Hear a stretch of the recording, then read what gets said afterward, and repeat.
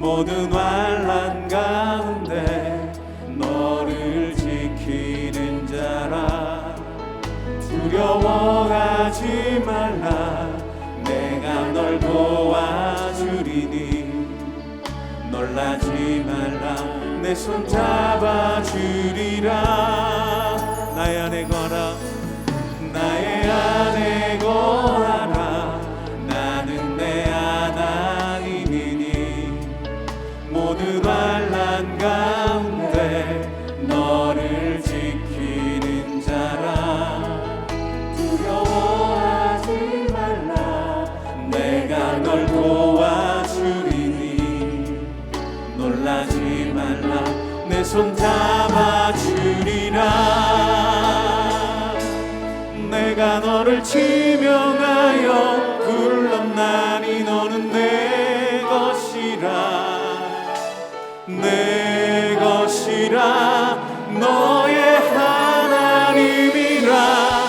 내가 너를 몸에 안고 존귀하게 여기노라. 너를 사랑하는 내 여호와라.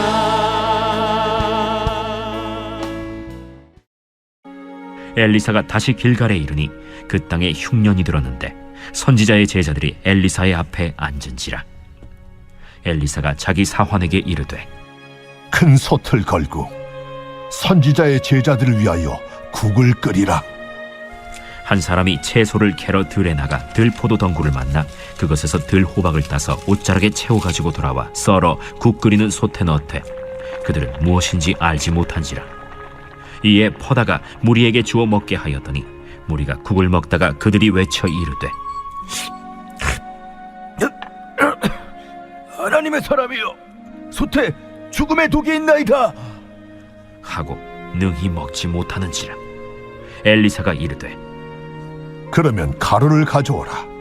하여 솥에 던지고 이르되 퍼다가 무리에게 주어 먹게 하라.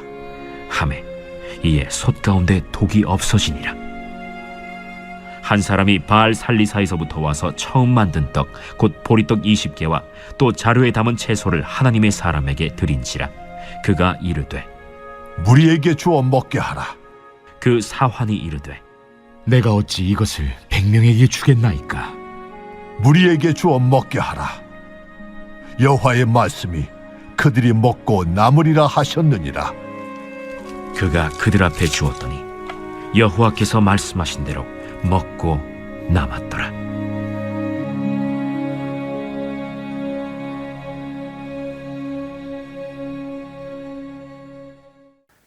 오늘은 신자들의 인생에서 언제든 일어날 수 있는 일에 대한 이야기를 조금 나눠보려 합니다. 그 주제는 가난입니다. 우리는 때론 물리적인 가난에 처할 때도 있고 영적인 가난에 처할 때도 있습니다. 또한 이 주제는 더 다양한 표현으로도 설명이 가능합니다. 흉년, 고난, 결여, 결핍 등 없었으면 좋겠으나 신자의 인생에서도 피할 수 없는 주제입니다. 이 모든 것의 공통점은 결론적으로 무언가 없는 상황이라는 것입니다. 지금까지 이야기를 보면 엘리야는 승천하고 엘리사에게 사명이 이어집니다. 그리고 엘리사를 통해 여전히 이스라엘을 향한 하나님의 기적은 드러납니다. 오늘 본문이 속한 4장은 엘리사의 기적을 다룹니다. 그런데 이 기적의 의미는 단순히 그 자리에서 은혜를 누리는 사람들을 향한 은혜를 넘어 결국 이스라엘을 향한 하나님의 기적을 대변합니다. 오늘 본문은 그중 2가지 기적에 대한 이야기입니다. 당시 선지자들의 공동체가 몇몇 지역에 있었던 것 같습니다. 아마 엘리사는 그런 공동체가 있는 곳들을 돌아보며 사역을 했었을 것입니다. 그러던 중 다시 길갈에 들렸을 때 그곳은 흉년을 버티고 있었습니다.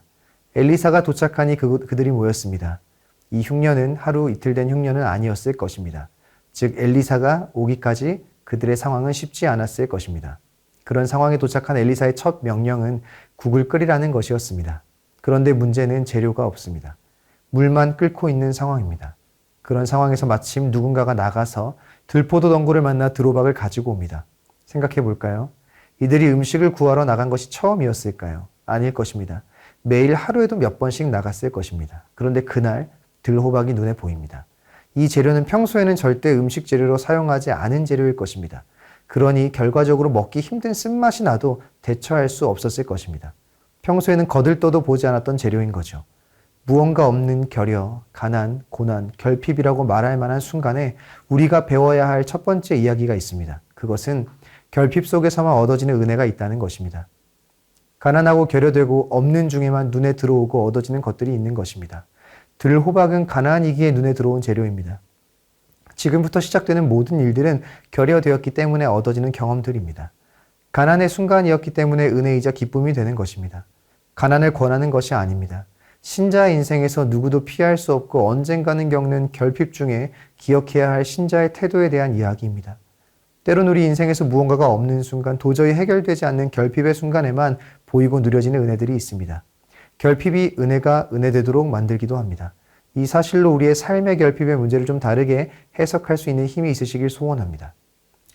가난하지 않았다면 눈에도 들어오지 않았을 들호박을 통해 잠시나마 이들은 소망을 기대합니다. 그런데 문제가 끝나지 않습니다. 문제가 계속됩니다. 결과적으로 먹을 수 없는 음식이 된 것입니다. 우리의 인생에서도 많이 겪는 상황이 아닐까요? 결여의 순간에 어떤 은혜가 주어집니다. 그런데 그 은혜의 결과가 기대와 다른 순간이 오지 않습니까? 가난의 자리, 잠시나마의 은혜, 그런데 그 결과가 내 예상과는 다를 때 그때가 신자가 가장 예민하게 자신의 신앙을 살피고 바라봐야 할 순간입니다. 신자의 인생에 기대했던 결과와는 다른 일이 펼쳐질 때 우리의 마음이 낙심되는 가장 큰 이유는 우리가 하나님의 은혜, 하나님의 일하심이라는 이름으로 이루어지기 바라는 것이 곧 나의 뜻과 나의 욕구이기 때문입니다. 내가 원하는 방식의 결과가 하나님의 뜻이라는 이름으로 이루어지기를 바라는 하나님의 뜻이라는 이름 아래에 포장된 나의 뜻이기 때문입니다. 우리가 진짜 하나님의 은혜를 기대하고 신뢰하고 있다면 이러한 상황에서 나와야 하는 반응은 무엇일까요? 선지자들의 제자들이 그 답을 보여줍니다.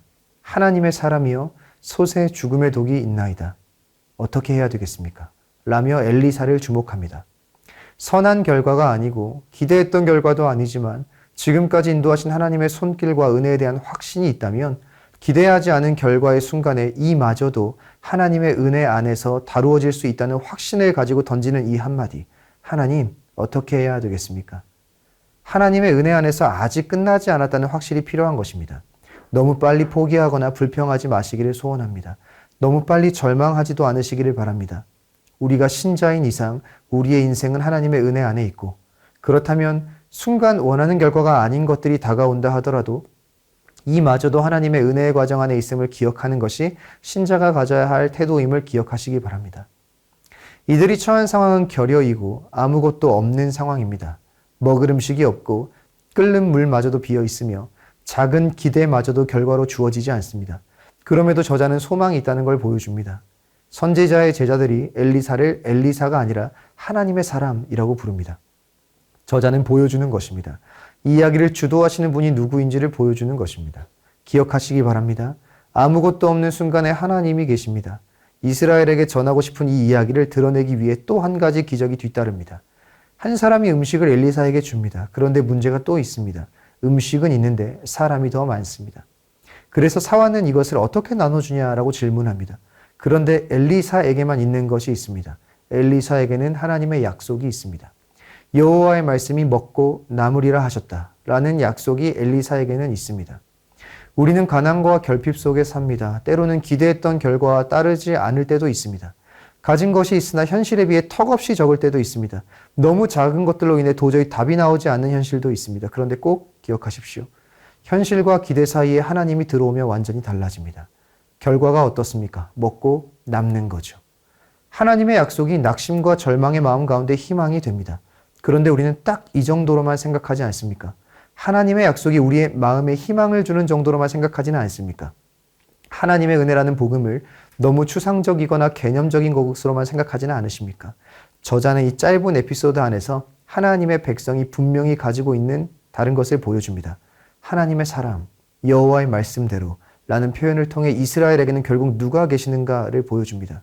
기근이나 어려움 중에 자신의 백성을 먹이시는 일은 하나님에게 있어서 한 사람이든 한 가정이든 큰 무리든 누구에게든 상관없이 일어날 수 있는 일입니다. 하나님이 일하시기에 불가능한 상황은 없다는 것입니다. 본문의 인물들은 아무것도 없으나 하나님을 가졌습니다. 그리고 그 하나님은 우리에게 마음의 위로뿐 아니라 우리의 현실의 문제들을 완전히 뒤엎으실 수 있는 힘을 가지신 분이십니다. 말씀을 정리하겠습니다. 결핍 속에서만 누려지는 은혜가 분명히 있습니다. 이것으로 상황을 다시 바라볼 수 있는 은혜가 있으시기를 소원합니다.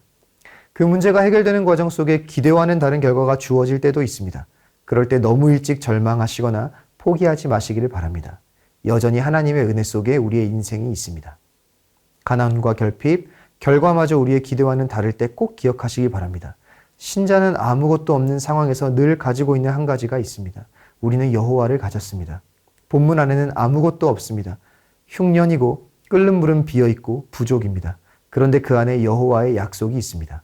이 진리는 우리의 것이 점점 더 없어지는 순간에 더 밝게 빛납니다. 그렇기에 신자의 가난에는 무언가가 있습니다. 이 진리로 우리의 삶을 다시 해석하며 하나님을 기대함으로 하나님이 준비하신 하나님의 선하신 뜻을 만나시는 오늘 하루 매일이 되시기를 소원합니다. 함께 기도 제목을 읽고 기도하겠습니다.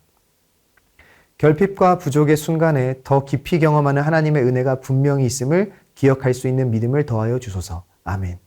기대와는 다른 결과가 주어지는 순간마저 하나님의 은혜 안에 있음을 신뢰하며 절망하거나 포기하지 않는 신앙의 힘을 더하여 주소서. 아멘. 아무것도 없는 순간에 더 선명하게 드러나는 하나님의 손길을 기대하게 하시고 하나님의 약속으로 승리하는 매일이 되게 하소서. 아멘.